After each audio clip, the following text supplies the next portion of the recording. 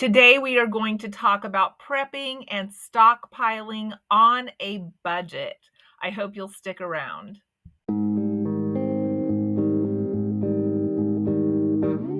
39% of millennials and 40% of Gen Z have started prepping and stockpiling in the last year.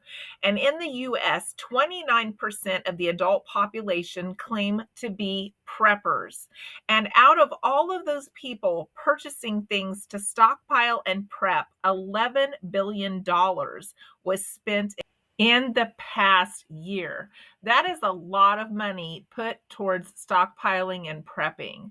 But there are different situations why people do this. Some people want to just save for a rainy day. Some people want to feel the security and the safety of knowing that they have things stored in case they need them for whatever reason. Maybe they have a surgery, maybe they get sick for a while and get housebound. Maybe they're worried about inflation. Maybe they're worried about the power going down. There's lots of reasons that are specific to each person as to why they feel the need to do this. Now, for me, the reason I started doing this is there was a time that I lived paycheck to paycheck. And by the time I got my paycheck, my cabinets were pretty much bare. And I didn't like that feeling. I didn't like the feeling of coming up on my paycheck time and struggling to figure out what I was going to feed everybody the last 2 or 3 days. So I started couponing and using rebates. I've spoke about this in a lot of videos. I have all of the rebate links and such in my description box below that helped me start having a stockpile. So when I got that next paycheck, I still had food in my cabinet.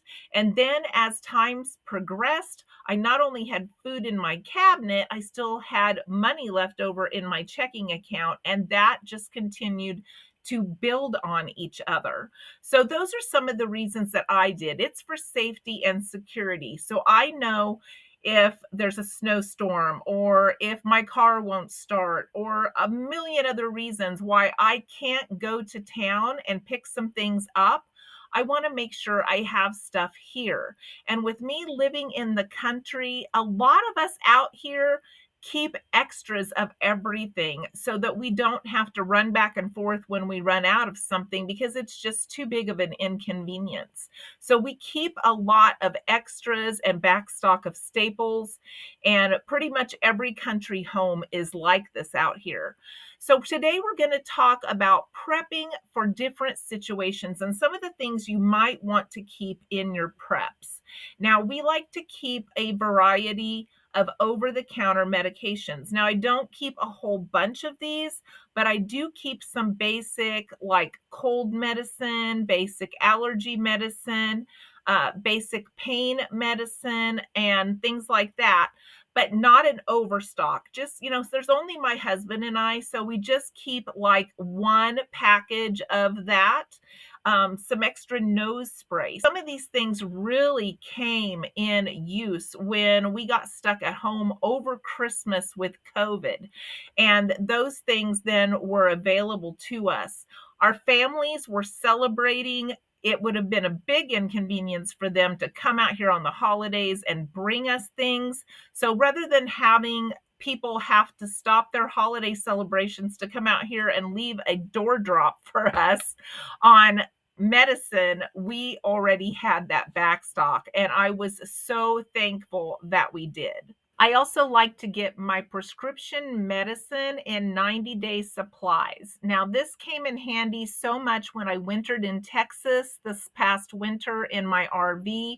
Where I get my medicine is not down in the Texas area where I was.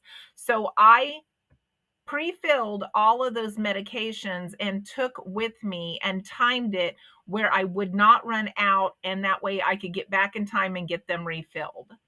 I also like to keep Band-Aids, hydrogen peroxide, alcohol, just some basic first aid supplies. Then I like to keep a certain amount of backstock of hygiene items like toilet paper, shampoo, bar soap.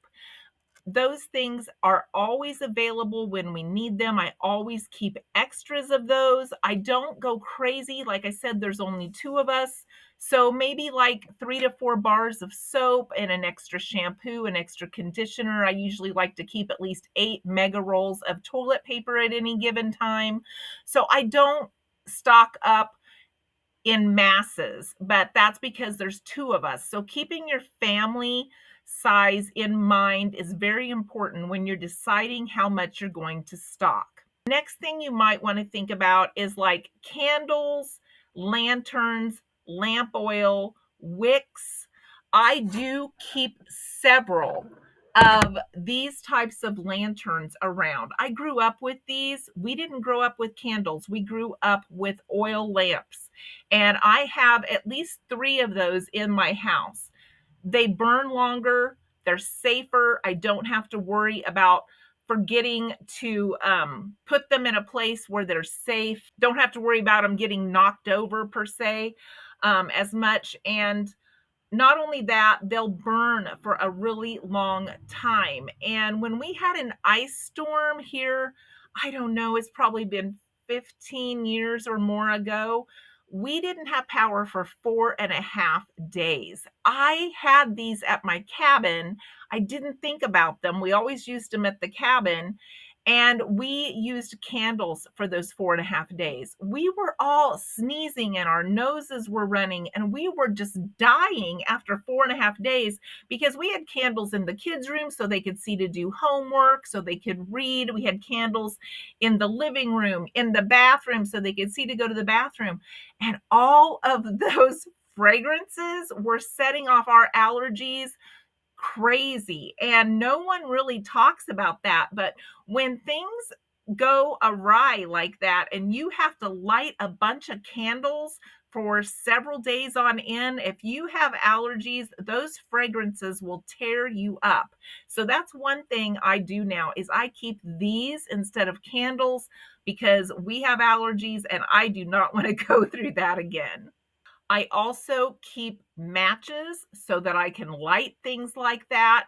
If things got to the point where we needed to light the barbecue grill to cook outside, matches are important.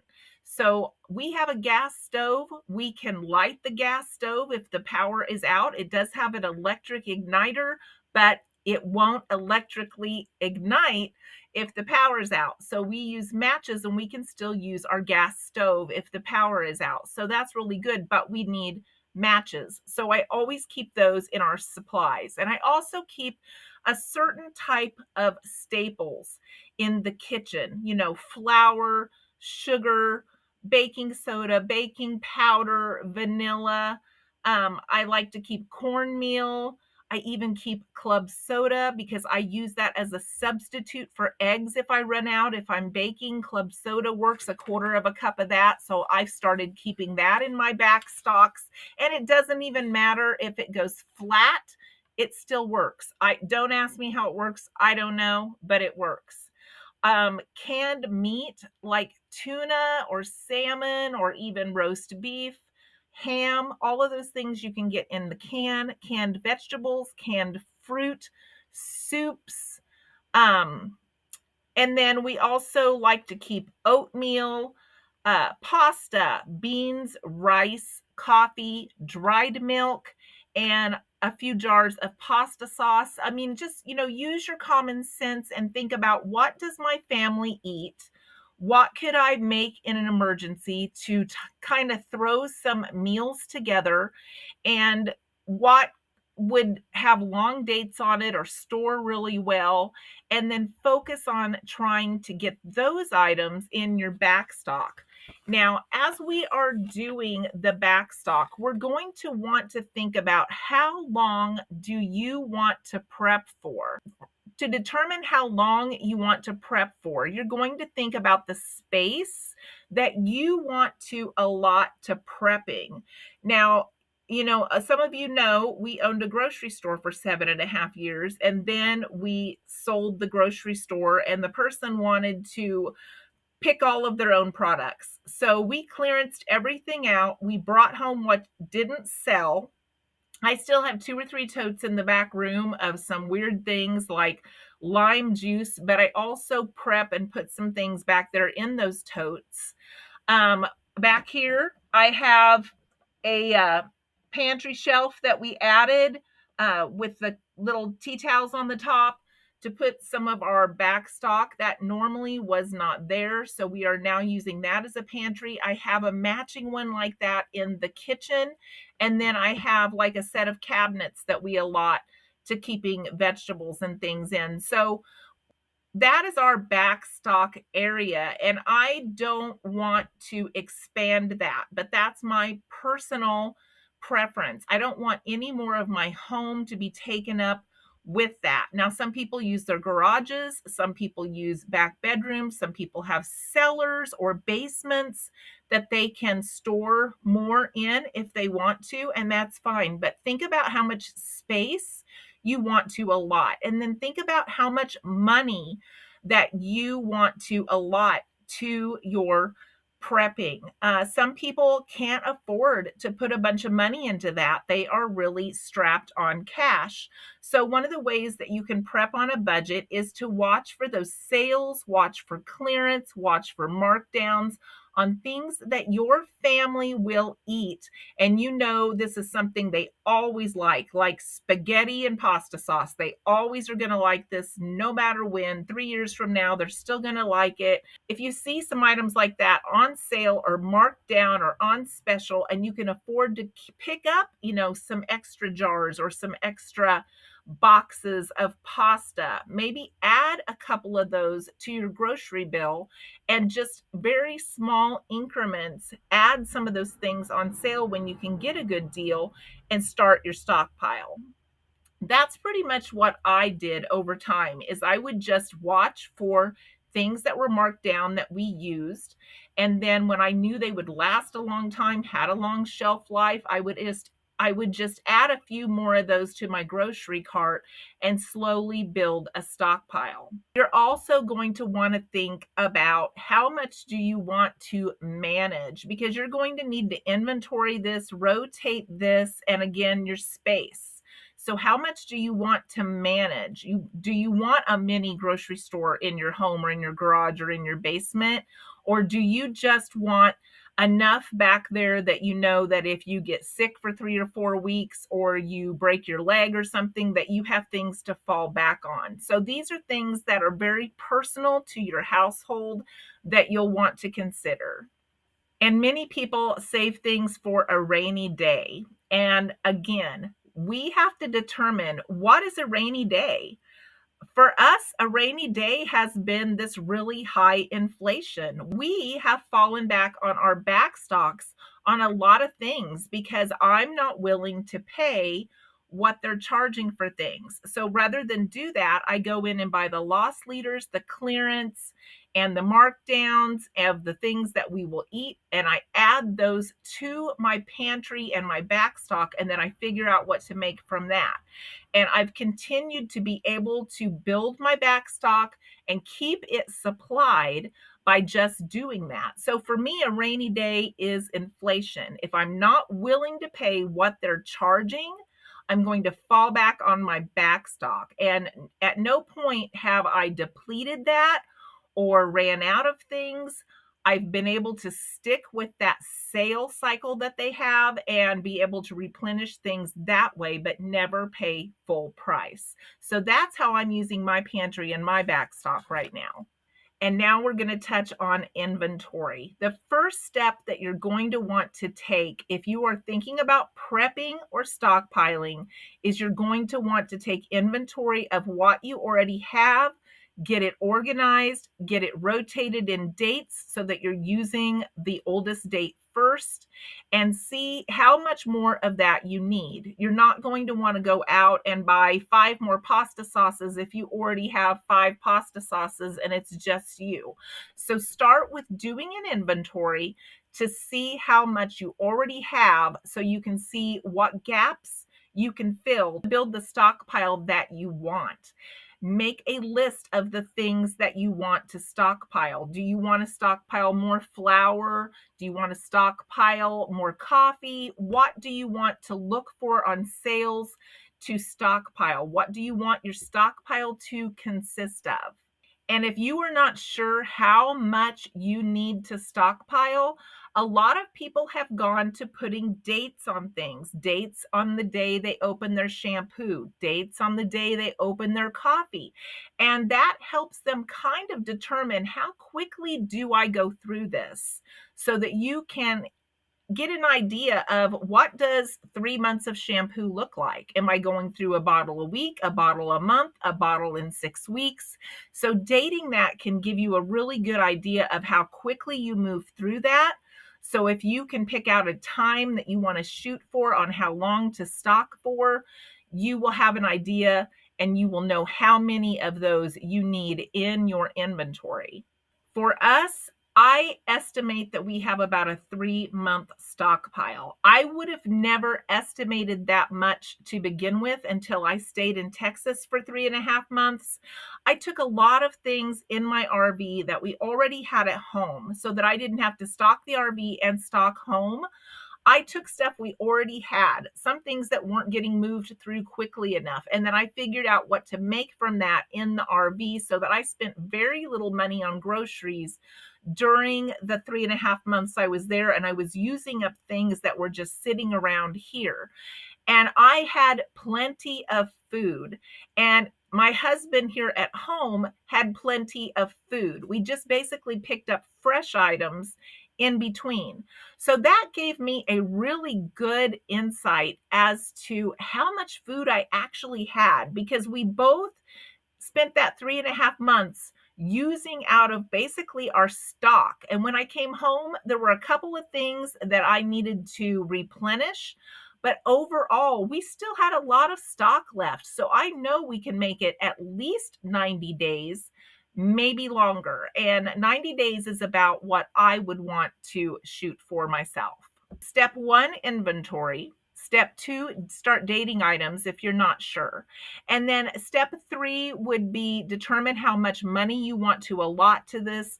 Look at your budget, look at what you can afford to spend, and make sure that you don't make it where you can't pay bills or you can't pay on your debt just to stockpile in the back room because these items are basically assets. These items are things that you're purchasing and they're going to sit there until you need them. But if you have other bills that come due and your money's tied up in all of these canned goods and you can't pay these bills, that's going to be a problem. So we need to make sure that we look at how much can we afford to allot to the stockpile so we can still manage our household and it's just adding here and there where we are not suffering because we're trying to build a stockpile. And then always remember to rotate, use up those things, keep the inventory going so that you know where you're at because it's just like anything else in our life. If we don't use it, we lose it. And we don't want to put all this money into this stockpile and this prepping and then it go bad and we never used it and we just lost it. So keeping up with the rotation and the inventory so we're not overbuying some things or underbuying other things when we think we have it and then we don't. That inventory is going to save you so much money and so much time. It sounds like it is a time sucker, but honestly, the only time sucker is when you first do the inventory. And then if you just keep it up, and if you have other family members that get in there and they keep it up, then it will save you so much time knowing what you need to shop for, knowing what you actually need so you're not overbuying things that you already have. I started a chalkboard back by our freezer and I keep an inventory of what's in the freezer and then I add to it when I put groceries in there. My husband, he'll erase tally marks if he takes something out. I also have a paper inventory in the back room of what I have back there and it's all written in pencil with numbers of items, and if I take something out of that back room, I just change the number on that paper with my pencil and my eraser, and I know at any given time I can pick up that little tablet and I know exactly what is back there. That has saved me so much time just by taking a couple of hours to inventory everything and put it on a tablet back there and just keep a pencil with an eraser back there. So I hope that this conversation has been helpful for you. Maybe you could take a few pieces out of it and start applying it at home, and it will be helpful. I'm always happy to hear your suggestions on topics that you would like to hear about. If you have some more, let me know in the comments below.